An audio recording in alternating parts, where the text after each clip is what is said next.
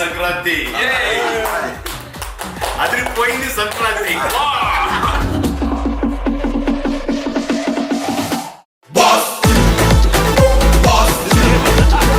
Inter students క్లాస్లో back బెంచ్లో అల్లరి చేస్తారు కదా, సో అలా కలిసిపోయి ఎంత అద్భుతంగా చేశారంటే అసలు జీరో స్ట్రెస్, అసలు ఏమీ లేదు. హ్యాపీగా వాళ్ళతో కలిసిపోయి పనిచేశాను నేను క్లాప్స్ కొట్టేసి చప్పట్లు కొట్టేసి వీలైతే ఇద్దరిని హక్ చేసేసుకుని అండ్ షూటింగ్ స్పాట్లో వాళ్ళిద్దరితో కలిసి మేము ఒక 10 days పనిచేసాం చిరంజీవి గారి వెంకటేష్ గారితో. నా కెరియర్లో నా లైఫ్ టైంలో ఆ 10 days every moment every second నేను ఎప్పటికీ మర్చిపోలేను. ఛాన్స్ కొట్టేసావయ్యా.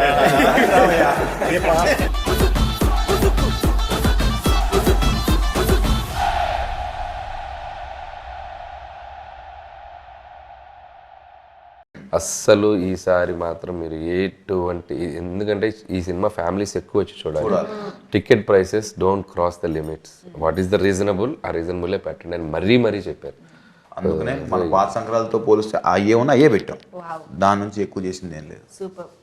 మీరు సినిమా అయ్యే వరకు సినిమా ఫ్యామిలీలో ఉంటారు, రిలీజ్ టైంకి మా ఫ్యామిలీస్లోకి వచ్చేస్తారు, సైడ్ మార్చేస్తారు మాకు తెలుసు.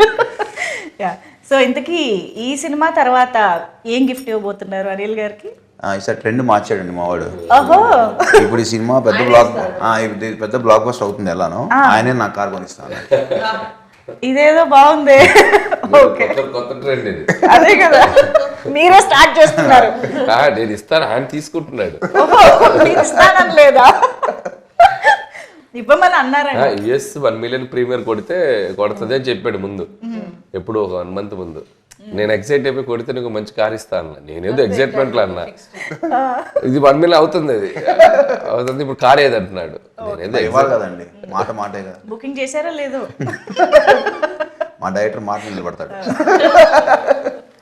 ఇక్కడ ఇంకొంచెం బుక్ చేసేసాం, నన్ను తిట్టుకోవద్దు దయచేసి.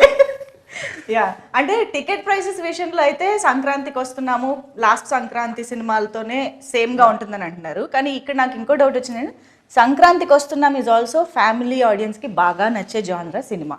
మనశంకర వరప్రసాద్ గారు కూడా ఫ్యామిలీ ఆడియన్స్ అందరు రావాల్సిన సినిమా. బట్ ఓవరాల్గా మీరు ఎలాంటి డిఫరెన్సెస్ చెప్తారు సంక్రాంతికి వస్తున్నాంకి? కంప్లీట్ ఇది వేరే స్క్రిప్ట్ అండి. అటు రెండు డిఫరెంట్, అంటే రెండు స్టోరీ డిఫరెంట్. అది సంక్రాంతికి వస్తున్నాం అంటే ఒక చిన్నరాజు, ఓ భాగ్యం, ఓ మీనాక్షి, ఒక వైఫ్, ఓ గర్ల్ ఫ్రెండ్, ఒక సెట్ ఆఫ్ ఎంటర్టైన్మెంట్లో వెళ్ళిపోయింది అండ్ క్రైమ్ వెళ్తుంది. అండ్ ఇది వచ్చేసరికి ఒక శంకర్ ప్రసాద్ అండ్ ఒక శశిరేఖ, వీళ్ళ మధ్య జరిగే కాన్ఫ్లిక్ట్స్ ఏంటి, వీళ్ళ జర్నీలో జరిగే స్ట్రగుల్స్ ఏంటి, దీంట్లో వచ్చే ఎంటర్టైన్మెంట్స్ ఏంటి,